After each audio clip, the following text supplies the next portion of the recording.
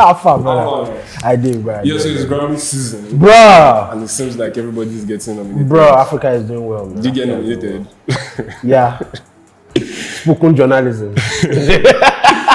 So why do you think it took till Burna Boy for Afropop to start getting nominated?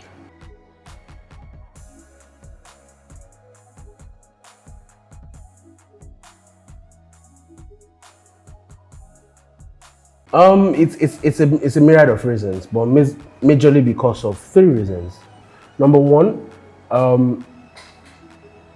the Grammys are an American award. It's mostly governed by America. Now, there are people of different nationalities who are part of the academy. But the entire idea of the Grammys, it wasn't started to reward the entire world. It was started to reward America. But because the Grammys are an American thing, and America is culturally probably the most important country in the world. If they endorse something, it trickles down to the rest of the world. There's a bigger chance of the artists. It's a top-down approach to America, whereas it's a bottom-up approach for the rest of the world. So, when it comes to it, the average person that can win a Grammy has to make an impression on America. Like I was speaking to the head of Global Music. Global Music is where most of the Africans were nominated this year, except Black Coffee, who was nominated for the best electronic dance music album, which is just ridiculous, right? So it's an expectation versus reality thing. He was telling me, the head of that shout out to Marlon Fuentes, he was telling me that the members of the academy, most of them are white people who have an idea of what African music is. And the idea of African music is very simple. It has to be folkloric or traditional. It has to sound in a certain way that is very, very... And look at the common denominator of the parallels between all the Africans that have been nominated in that category. When it was world music or when it's been global music. You can literally see the parallels. Burna Boy might be different because he's a pop artist. But we're also discussing why until Burna Boy it wasn't happening.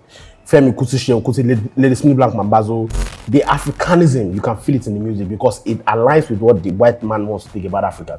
That we all live on trees, and the videos, everybody is dancing naked, bare-chested men in palm fronts, dancing and chanting, all those things, the slave master was, all those things basically. So, but the reality is not that anymore. People have moved past that. Afrobeat, as it is not Femi Kuti might release an album. We that were music heads will listen to it, but when you check the numbers, it's not great, right? It's not great. So the expectation versus reality is number one problem. Number two, Afrobeats wasn't big. The same person I was speaking to, Marlon Fuentes, who was the manager of global music at the Grammys, who was in charge of that category, was telling me that look, until 2018, Afrobeats wasn't exactly big. You can point back to One Dance and some other things, but look, it was a subculture thing, and where you are going to find some of these records that were big, maybe like Pana or Fall. Still now, Afrobeat still belongs to the urban markets. It's still an urban thing, significantly. Culturally, Afrobeat is in America is still an urban thing culturally. Like there are some white people who are like the majority of America who are picking interest here and there, but essentially it's an urban thing. Now imagine what it was 3 years ago, or 5 years ago, or 7 years ago. So it was unlikely that the pop artists. Now imagine the first problem is expectation versus reality. Now the second problem is it's not even big. So the fact that it's not big was the expectation was amplifying the fact that it wasn't big. The bottom up approach wasn't working because there was a ceiling. Now the ceiling has been broken, so to speak, because this guy who I was talking to did a fantastic job. He was the one that changed world music to global music, changed the idea and definition of that category. He was the one that brought in best global music performance. He was the one that before Davido released his record, he's been calling Afrobeat champion sound for like 3 years. I know that as a matter of fact. Like he's been pushing the idea of Afrobeat. This is the sound that everybody needs to jump on. This is the sound that everybody needs to jump on. This is the sound that everybody needs to jump on.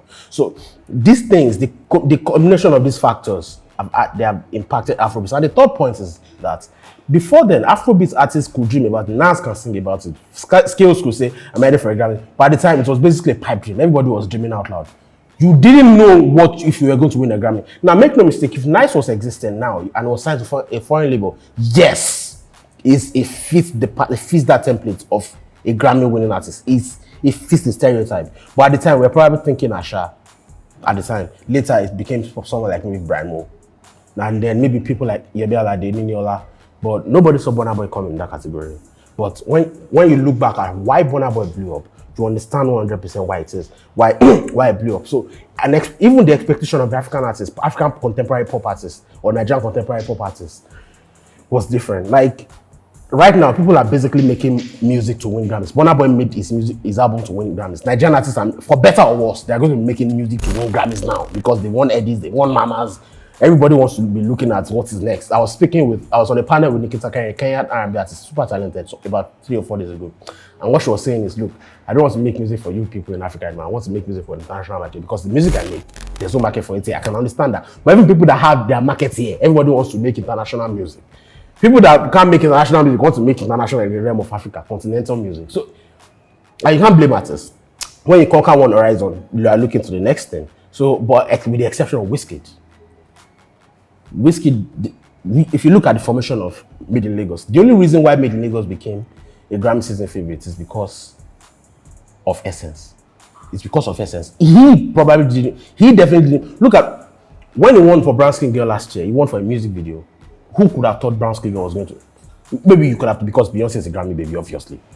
But then when they got nominated, you knew he was going to win. But in your wildest dreams, could you have said Wizkid was going to win a Grammy? It doesn't even suit the definition of what a Grammy baby is or what a Grammy baby could be. So when he definitely, unlike Burna Boy that made TAT for a Grammy move, Wizkid, it didn't feel like Wizkid. He made the music not just for Nigeria, because obviously he has the globe in mind. His fan base is scattered across the world now. But he didn't feel like he made that music for Grammy reckoning. But when things changed, you could see that the Deluxe was a Grammy move. And that's why the Deluxe was the one that was submitted. All right, so Burna Boy sets the pace with his Grammy. Yeah, he did. Now, Wizkid has been nominated for Global Music. Global Music Album, Global Music Performance. So that's 2 nominations. But this is the first time that there's even a performance category for the songs. All right. Yeah. So do you think there's a strategy behind them submitting the deluxe version of this album? Yeah. I wouldn't say there's a strategy. It was a no-brainer in the sense that, like I said the other time, from all indications, Made in Lagos surprised everybody. Let's not lie to ourselves. Before Made in Lagos, Wizkid was shaky. For about a year, yes, he was. That's a fact. And that's fact only. He was shaky. That album dropped. It was like, this album is make or break time. Like, not that he was going to die or become nobody, no.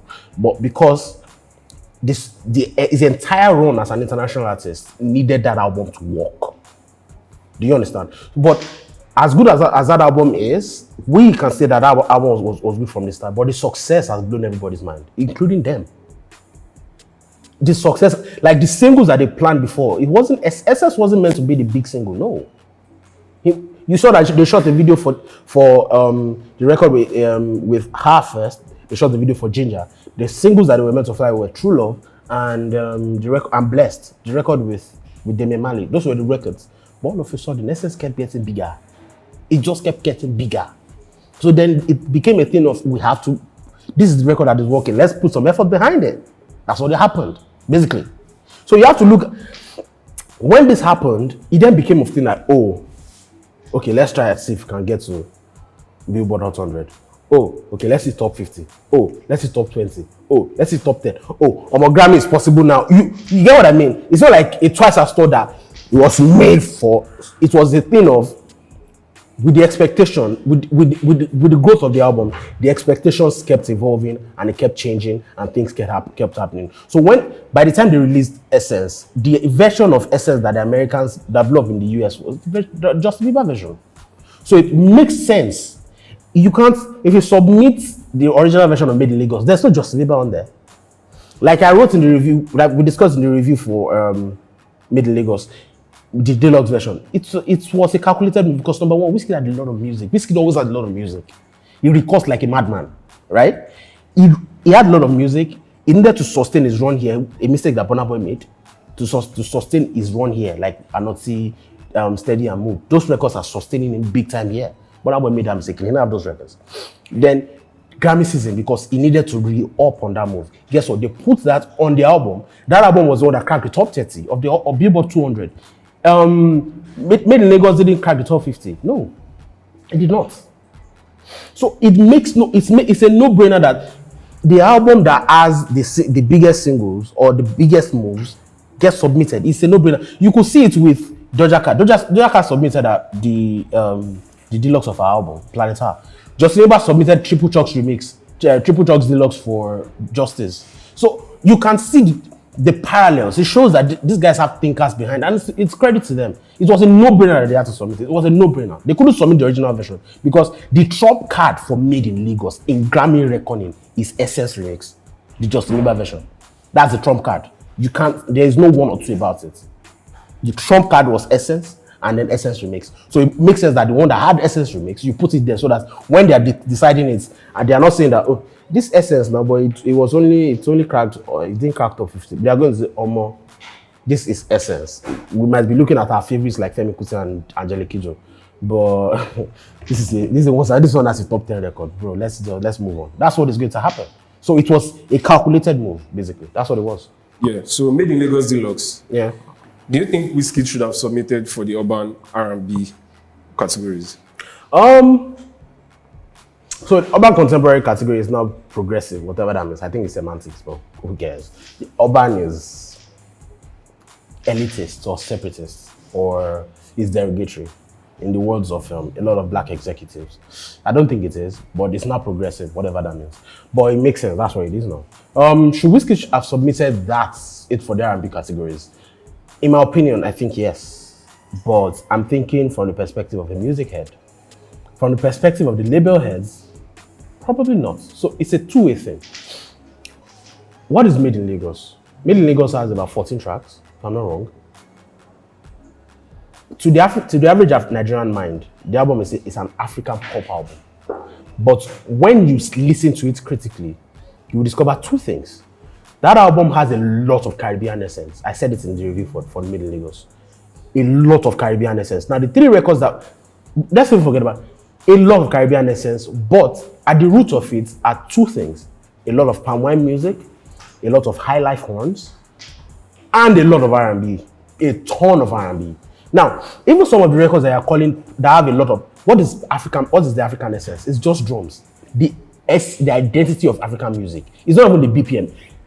There are pop music, European pop, EDM records that are like 140 BPM, just like African music can be 120, 130, 140 BPM, right? But it's the drums at the essence of it. Like Ginger, it could be drums. Like the Roma, it could be it's drums. Some of those records are the drums, that's the essence. But when you listen to the things that determine the genre of any song, that's why you can see 3-4 genre descriptions for records. Number one, the beat. Number two, sometimes the drum. Two things in the beat: the sound, the melodies. Sometimes the drum, what the person is saying, how the person is saying it. Like for example, I've said it several times on this show that sometimes the trap record is mumble rap, it is emo, it is cloud rap, it is trap. And they're all right because they represent different things on the album. The same thing goes for Made in Lagos. As much as every person might call it that, because a lot of them are thinking Wizkid is an Afro pop artist or Afro beats artist. They are going to call it Afrobeats. But at the root of it, that album is a lot of R&B. So when people are trying to judge the genre of a music, what is the album 60% of the time? The Nigerian person, there are arguments we made for 60% is Afro pop or it's global music, and 60% it's R&B. Because look, a lot of records on the album, True Love is an R&B record, Essence is an R&B record. A lot of people are going to say Essence is not an R&B record, but it's not an R&B record. But bruh, listen to the formation of Essence. Look at the fact that Tems opened the record, the way she opened it. I need you in the morning. That's R&B. The beat, the drums, or the percussion of the records, my pop, Afro pop, African pop music, contemporary African pop. But these melodies are R&B melodies. It's no surprise that Soul Train nominated the album and the song in R&B category. Soul Train is an R&B Soul Award. It was Essence and Made in Lagos were nominated for the award. Because it's R&B. A lot of people, they are going to categorize it as R&B. Now, a lot of people are going to say, oh, records like Blessed and Ginger might not be R&B. But bro, long are the days when R&B was, I will do anything. Those days are gone. The era of like Frank Ocean, PR&B artists, and the Whisper Girls now. The Whisper Girls are people like Snow Allegra and and some of these girls. The R&B has changed. Juices was an incredible breaking point in R&B. Before then, there was Akon making R&B records. They weren't doing love songs. Black or 6 Lakh, let's say 6 Lakh, and then and then Bryson Tiller, they make R&B records. But bro, they are not singing about love at the time. There's a record of 6 lakh. His name is 6 lakh. If you want to call yourself black, go and put B. They're not 6. It's 6 lakh. When on his last album, there's a record title scripture on it. It's an R&B record, but it wasn't talking about love, bro. It was talking about real life shit. Where he was almost shot with. He was talking about being shot with a gun and stuff. So R&B has evolved, so it doesn't have to be love anymore. So what am I saying in essence? If you are looking at what the average person is going to come in, the people, Americans especially, are going to come in Lagos, they're going to say it's R&B. But the only reason why people are not going to submit it for that category is 2 things. To the average member of the academy, they're looking at how they digest the album, and then 2, what is Wizkid's middle league? Wizkid's goal. Wizkid's goal is to win a Grammy. Submitting it in the R&B category, either urban contemporary or traditional R&B, would have been clunky. Have you seen the nominees in that category? There's Her, there's Ariana Grande, there's Silk Sonic, there is Jasmine Sullivan. Have you guys played Jasmine Sullivan's album? Ridiculous. A lot of those things are there, and those guys are way bigger to Americans than Wizkid is. Even the album started higher than Wizkid's albums. Culturally, they are more impactful than Wizkid's music. So right now, it might be too early for him to take a chance in that category. He wants to win a Grammy. The label wants to win a Grammy. So submit it to the category where he's going to bully everybody and win. That's why the album doesn't put in that category. It's very simple. So still on the album, what makes this album both R&B and global music at the same time? So we have to look at, again, like I was saying the other time, the formation of the album. But there are 2 categories, 2 R&B categories. There's traditional R&B, there's progressive R&B. Progressive R&B is the more contemporary R&B records. Traditional R&B is where we're going to see the old guys. Maybe people like Silk Sonic or whoever did R&B records that sound very classic. So you are seeing a lot of records that sound very 80s. They are going to be in that category. There are people like maybe Black, when Rihanna makes contemporary R&B, because sometimes they can throw it back. A record like there's a Rihanna record that sounds very, very, very, very, very classic. So let's look at the definition of progressive R&B. Progressive album according to the Grammy category. This category is intended to highlight albums that include the most progressive elements of R&B, may include samples and elements of hip hop, rap, dance, and electronic music. It may also incorporate elements found in pop, Europop, country folk, country rock, folk, and alternative. What's the definition of global music? Global music, global performance, honor, artistic achievements, technical proficiency, and overall excellence in the recording academy, without regard to album sales or chart position. So this is essentially what it is. So when you're looking at it, submitting the album in the R&B categories would have been a thing of ego, essentially. And sometimes, bro, it's not healthy to choose your ego over reasonability. Wizkid is going to sweep everybody in the global music categories, or is more likely to, because the Grammys can pull surprises. Let's not kid ourselves. Those guys are not normal. They are not normal. They can pull surprises, but we know for sure that Made in Lagos Deluxe is going to win the best global music album easily. So it's a thing of ego, basically. It's a thing of ego, because at the end of the day, if you push it to that category, the thing is, it's an either-or situation. You are either choosing the album as global music, or you are choosing it as R&B. You can't submit it for both. Even if you submit for both, you could, but it's risky. You can't even because are you conflicted? If they decide that your album is R&B, you are competing. You might not even make nominations, but now you are making nominations. You are probably going to win. So it's a no-brainer, basically. Yeah. All right. So Wizkid's essence, it was very, very big. Yeah. It was. You think it would have gotten this Grammy nod without the clout that Wizkid's essence got? No, I don't think so. I really don't think so. I really don't think so. Like, a lot of people won't understand what I'm about to say, and it's fine. People need to understand how the Grammy. A lot of people think from the perspective of, oh, I'm a fan of this person and I like this person. So this person, because I like it, then they must also like it. They don't give a fuck about you. They don't get you, man. You need to shove your ego up your ass. Nobody cares about your opinion. Now, you have to study the way this thing. Burna Boy lost his Grammy. He came back and re-strategized. Bro, Kanye West, My Beautiful Dark Twisted Fantasy, was not nominated for Album of the Year. It doesn't get crazier than that. Do you understand what that is? When decade lists were being made last year, MBTDF was number 1 for a lot of publications. It didn't get a Grammy nomination for Album of the Year. Do you know how wild that shit is? So if these guys are unpredictable, Macklemore won a Grammy for Best Rap Album over Good Kid, Mad City. Do you know how mad that shit is? And do you know why Michael Moore won it? Because number one, he had more hits. He had the biggest hits in terms of the range of the or the mileage of the hits. That's one. Number two, he had a record title Same Love that appealed to the LGBTQ community. Bro, it's a no-brainer. That's why he won it. Now, when you are talking about the Grammys they're not going to understand it. Before the success of Essence, like I said the other time, Made in Lagos was a fantastic album. It might have, maybe they would have submitted it, but it might not have gotten the nomination because number one, it doesn't follow that template. There's a Grammy template. Now, with Essence, things are likely to change. It's a good thing that Essence happened because the idea of what is quality African music in the eyes of members of the academy, as propagated by someone like Marlon Fuentes, shout out to Marlon Fuentes, is going to change because they're not just going to be looking at people that are making anymore. They're going to be looking at people that are making music, quality pop music, that even some of them and they're going to be judging by even chart success now. They might start judging by chart success, not just high quality, high caliber musicality anymore, which was what they were looking for at the time. But even then, they didn't see, most of them were not seeing the high caliber musicality in contemporary pop music. They were just seeing the version of high caliber musicality is traditional music that sounds very, very African. And that is a lot of music that are not very, very obtainable anymore. Does that make sense? So before Essence, bro, it was unlikely. It was very, very unlikely. But the fact that Essence happened right now is a good thing. Because it means people that don't make music in that template might have, with the templates that the Grammys prefer, might now have a chance to win a Grammy. So in a way, not in a way, for the most part, this record has breaking a door for people.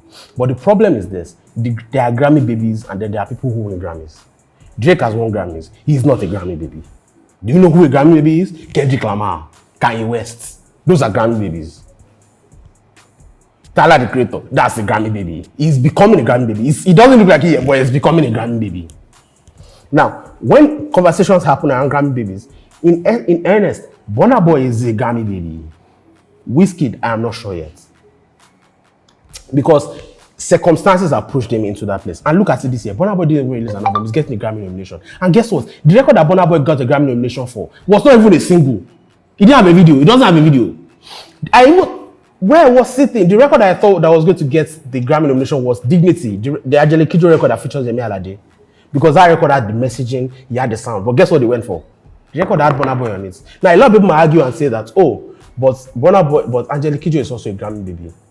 Where Angelique Kidjo is a Grammy baby, they could have picked another the actual Angelique Kidjo single. Instead, they went for the Burna Boy record. Does that make sense? They didn't choose the single, they went for the Burna Boy record. That says a lot. It shows us that the reason why they picked the record wasn't because of Burna Boy. That's Grammy baby things. This year, Her got 8 Grammy nominations. Bro, when you're a Grammy baby, you're a Grammy baby. Drake's album is the biggest in the rap categories. Donda was the one that had the Grammy nomination for Album of the Year.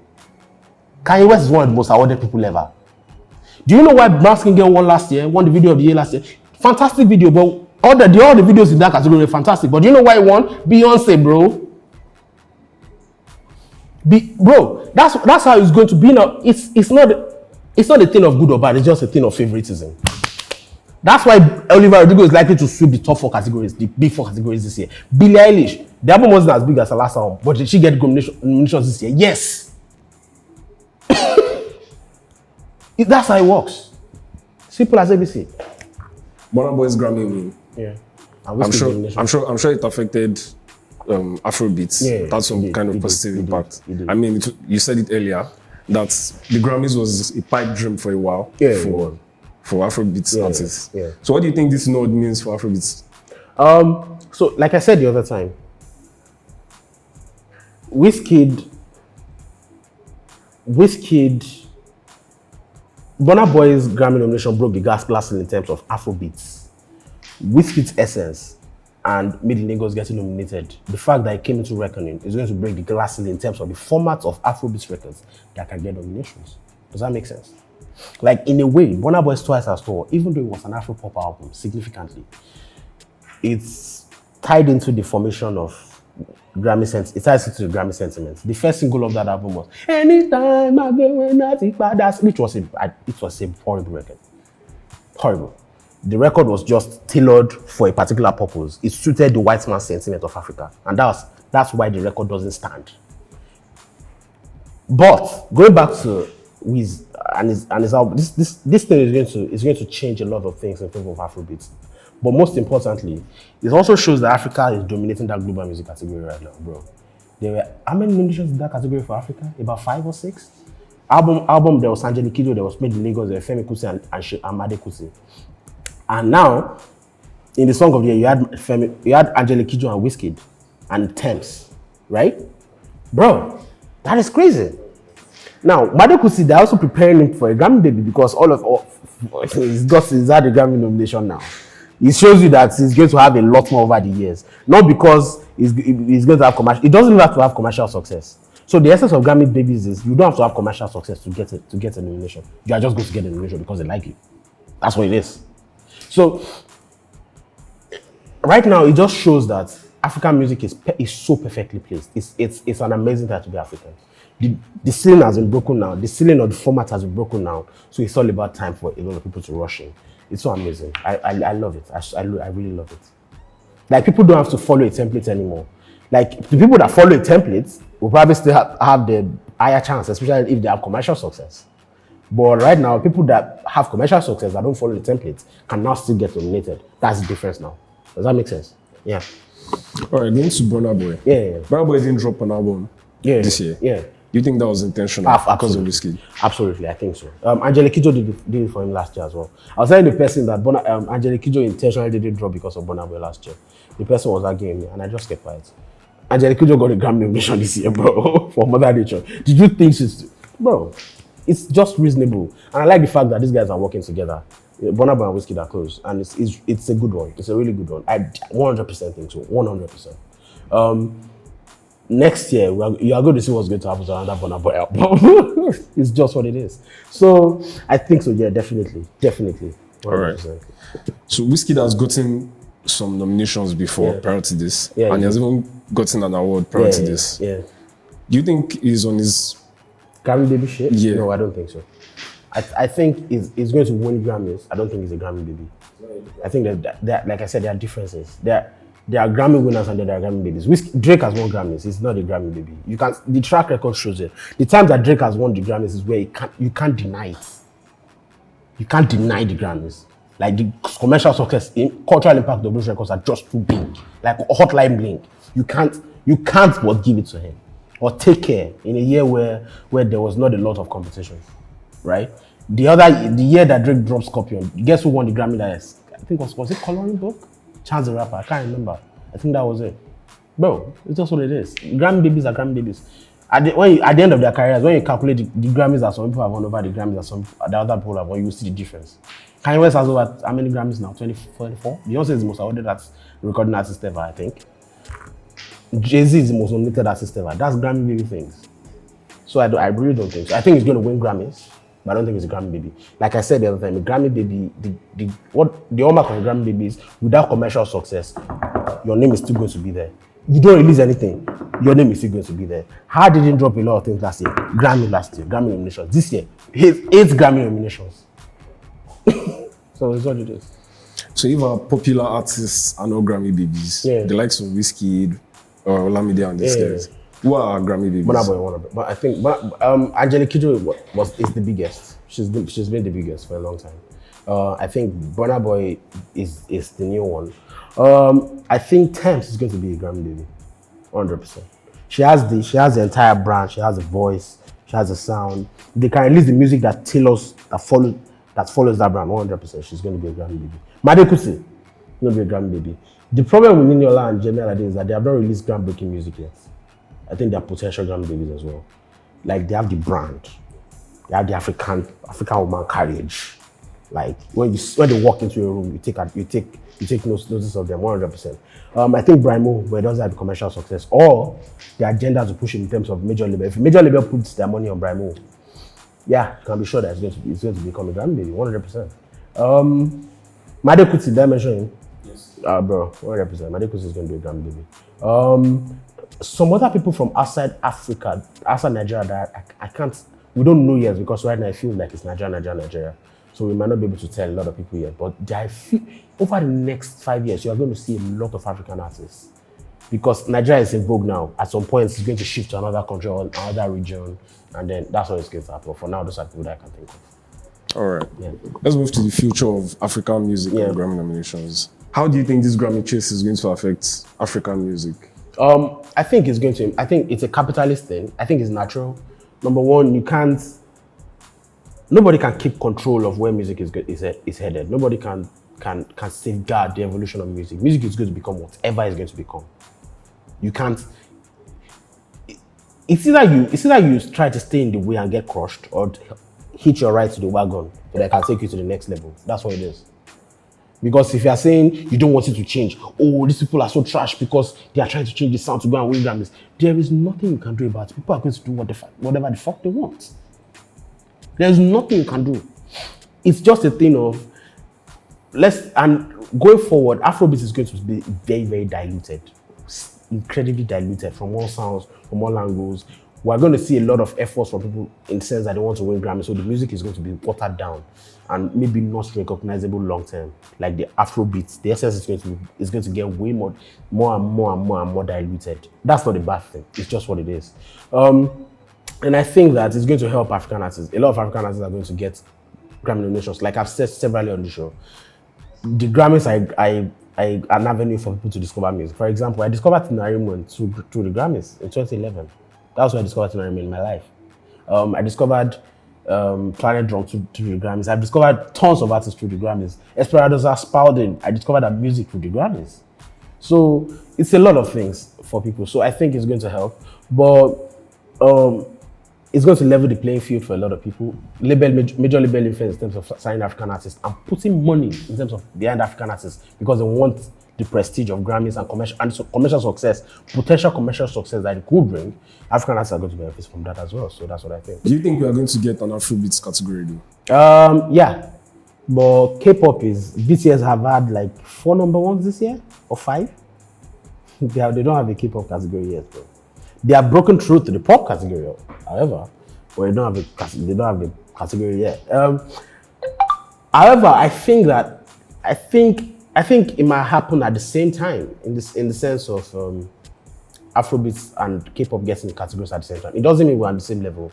K-pop is ahead of Afrobeats right now. I mean, we have a number 1 hit, but we still don't have a BTS. Does that make sense?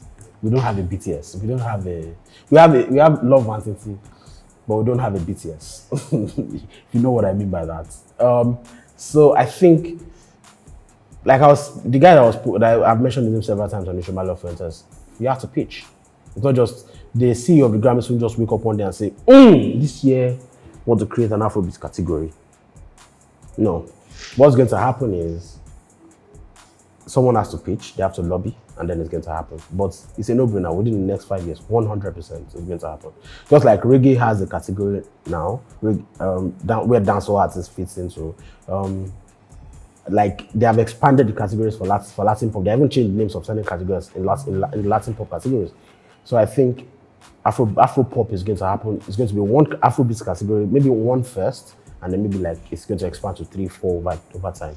I think definitely it's going to happen. What are your thoughts on the Big 4 snub? I wouldn't call it a snub exactly. I just think I think me personally, I genuinely hoped for Made in Lagos and Essence to get Big 4 nominations. I genuinely thought they had a chance. And from where I stand,